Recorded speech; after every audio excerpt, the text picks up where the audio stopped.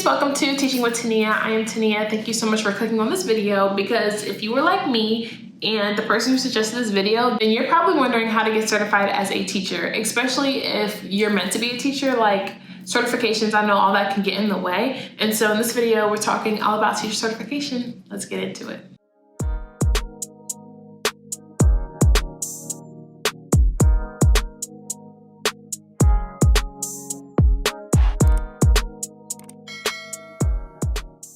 So huge shout out to Pray Then Hustle, I think was her name. Thank you so much for recommending this video, because actually she did it a long time ago, but I'm just now getting to it. First off, I love your name, by the way, Pray Then Hustle, because you gotta get it how you get it. But you should definitely be praying, and then also put some faith behind put some actions behind your prayers, because at the end of the day, God can call you to be a teacher. And I know a lot of people running from their calling to be a teacher, but then at the end of the day, you do have to get certified and things like that. So that's what we're talking about in this video.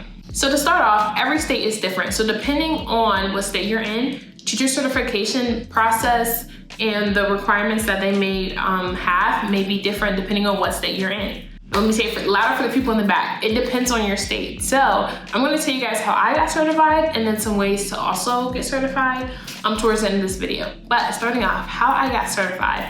I am from Virginia, but I went to college in Pennsylvania. And that's low-key a testimony within itself, because Pennsylvania, and I think it's Oregon or another state, that you have to actually major in education to get your teaching license. I know in other states that's not the case, but for Pennsylvania, it is more transferable when you go to other states, because you actually had to major in it as opposed to getting your license from a teacher alternative program or a teacher prep alternative program. So it really just depends on how you get your license. So if you're looking in the field of education or you want to become a teacher, I highly recommend, if you can, going out of state or going to a state that requires you to be majored in education. If you're not majored in education, then I'm pretty sure that you can also major in education in any state, but then it may be harder for you to transfer that in other states. So especially if you're going to college out of state, but then you want to move somewhere to teach, for example, in Alabama or whatever, check to see their teaching license, because you may also need to take extra practice tests or their state teacher prep examination to make sure that you're a qualified, certified teacher. Now, I'm gonna add my own opinion here, because I believe that at the end of the day, there are a lot of uncertified teachers that can't pass the praxis or whatever that test is. They can't pass that test, but they're great teachers. And at the end of the day, like, some people just aren't good test takers. And I totally understand that, because I had to pass my praxis. I had to take it like 2 times and I failed. No, I had to take it 3 times, I failed twice. If you haven't checked out my how to pass the praxis video, because I know that is a lot of requirements in a bunch of states, how to pass that test, go ahead and check out this video right here, because let me tell you, it is hard, but at the end of the day, you can do it. So I graduated in 2022, just last year, with my undergrad in elementary education, and I was able to transfer my license. I graduated in May. I didn't get my license actually until like a few weeks after. They sent it to me through my email, and I was able to transfer that license to Maryland, which is where I teach now. And in Maryland, this is a little different, because I know some other people that already have their undergrad degree, but they're not able to teach because they're not certified teachers or whatever the case may be. I suggest to you, if you already have your undergrad degree and you're looking to do a career switch or go ahead and get into teaching, you can do a lot of teacher alternative programs. Like, I know there's one called Urban Teachers, I know there's one called Teach for America, and which is actually the one that I'm in now. And it's another one, but it's a bunch of alternative teacher prep programs that will prepare you to get your license.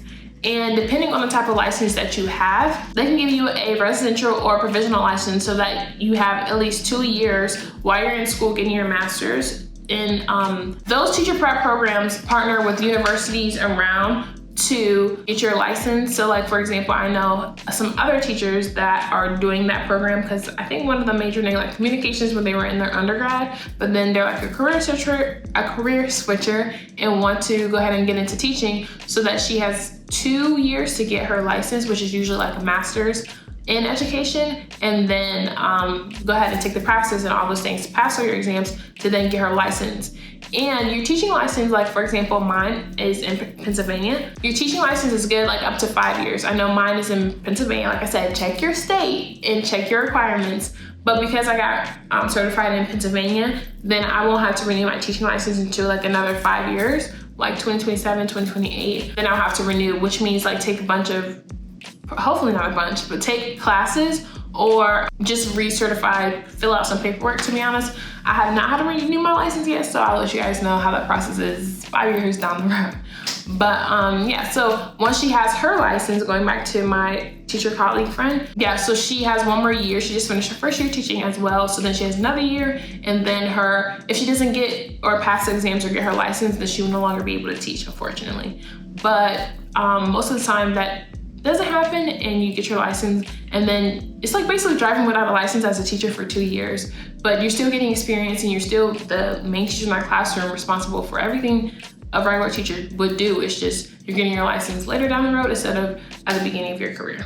Hopefully that makes sense. If you already have your license, I would suggest you just go ahead and start taking classes so that when the time does come to renew your license, you can basically show, hey, I already have these classes or things that I've done to stay up on my license, and all you have to do is turn in some paperwork and then renew your license for another 5 years. Do not wait till the end of your 5 years. I've been warning this as well. Don't wait till the end of your 5 years to try to go ahead and renew your license, because at that point, like, it's the summer and you just don't want to be out of your teaching job, needless to say. Another thing you can do, depending on your district, to stay up on your license is take professional development courses that count towards whatever your district's move up the pay scale thing is. So like, for example, in my district, we use AUs. So I have to get a certain amount of AUs to go to the next pay scale or like the next level up in my salary. So you can also do those to help with your certification and getting renewed.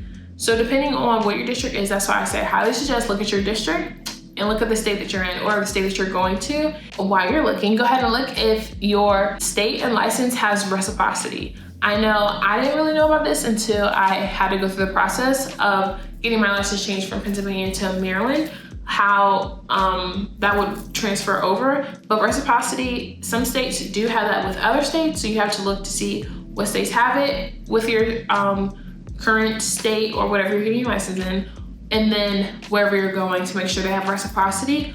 Or you may find yourself teaching some other classes. Like, I know one last story, one colleague who was in a teacher alternative program and she didn't finish the program and she's moving, and so now she has to essentially start from scratch to get her license again in the new state. It's just more classes, more time, energy, effort, and money, especially if you're paying out of pocket. Some teacher alternative programs give you a stipend, others do not. So you just really have to do your research and figure out what works best for you and your license and how long you're gonna be teaching and where you're gonna be teaching at. I know it's a lot of factors to consider, but at the end of the day, if you want to be in the classroom serving students, then staying up on your license is very important. If you have any other suggestions to add to people trying to get their license and anything you know about teacher certification, leave that down in the comments below, because I would love for this to be like a resource for you guys. Thank you guys so much for watching this video. I'm also doing a Q&A later down the road, so go ahead and drop down your questions. I'll be sure to answer them in that Q&A. Hope you guys are enjoying your summer. Don't forget to create a great day, and I'll see you guys in my next video. Peace.